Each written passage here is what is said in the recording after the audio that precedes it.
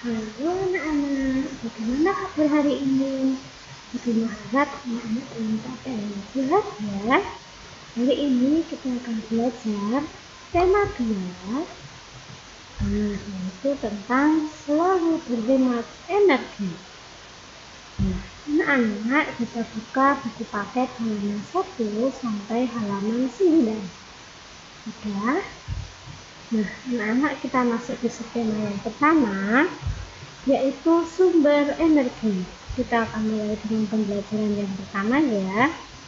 Oke. Nah, materi pada hari ini yaitu kita akan belajar IPA. Nah, kita akan belajar tentang sumber energi, kita juga akan belajar tentang IPS, dan kita akan belajar tentang sumber daya alam. Oke. Nah, sebelum kita mulai, anak-anak juga meminta untuk mengamati gambar yang ada di layar terlebih dahulu. Ada apa saja di situ? Ya, matahari, pohon, rumah, di situ ada ibu, di situ ada seorang anak atau ayah, kemudian ada bayi, dan ada jemuran, ada juga baju yang sedang dijemur.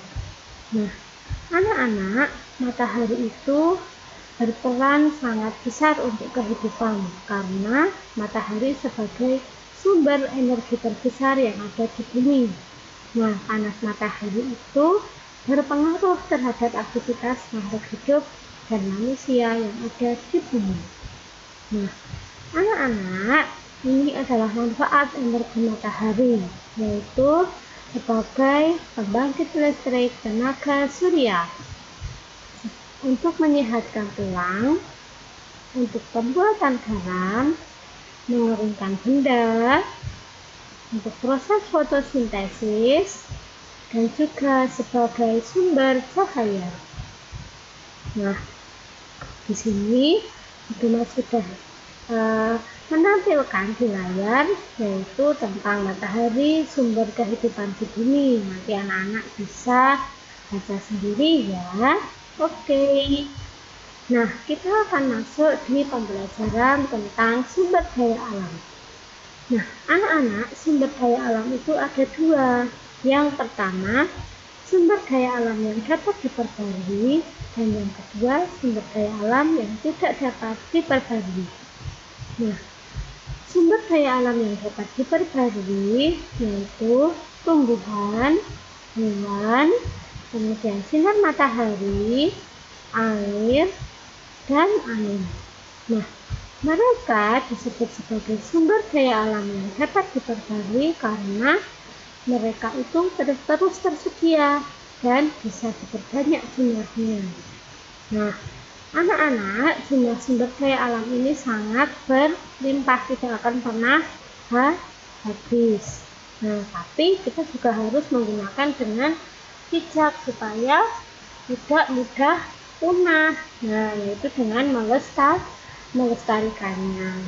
Nah, kemudian ada sumber daya alam yang tidak dapat diperbarui. Ada apa saja ya? Minyak bumi, emas, besi, barang tambang lainnya. Nah, mereka disebut sebagai sumber daya alam yang tidak dapat diperbarui karena jumlahnya terbatas, dan untuk menghasilkannya lagi butuh waktu yang sangat lama. Jadi kita harus menggunakannya dengan sangat hemat. Oke. Nah, di sini Budema ada bacaan, mengapa sih Indonesia itu disebut sebagai ibu kota ikan dunia dan juga disebut sebagai paru-paru dunia. Nah, nanti anak-anak bisa baca ya. Oke. Nah, selanjutnya yaitu kegiatan ekonomi dalam pemanfaatan sumber daya alam. Ada apa saja ya? Ya, pertanian, pertambangan, perairan, kemudian kehutanan, perdagangan, ada pariwisata, ada perkebunan, ada peternakan, ada perindustrian. Nah, ini adalah kegiatan ekonomi dalam pemanfaatan sumber daya alam. Nah, anak-anak, saatnya anak-anak untuk berlatih. Nah, di sini Bu Dema punya pertanyaan. Yang pertama, sebutkan 3 contoh sumber daya alam yang dapat diperbarui. Tadi Bu Dema sudah menjelaskan ya. Kemudian, sebutkan 3 contoh sumber daya alam yang tidak dapat diperbarui. Dan yang ketiga, sebutkan 2 contoh kegiatan ekonomi yang memanfaatkan kedua jenis sumber daya alam tersebut.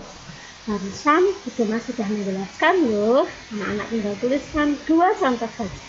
Oke, nah anak-anak, sekian pembelajaran dari Bu Dema. Bu Dema ucapkan terima kasih, selamat belajar, dan sampai jumpa. Tuhan memberkati.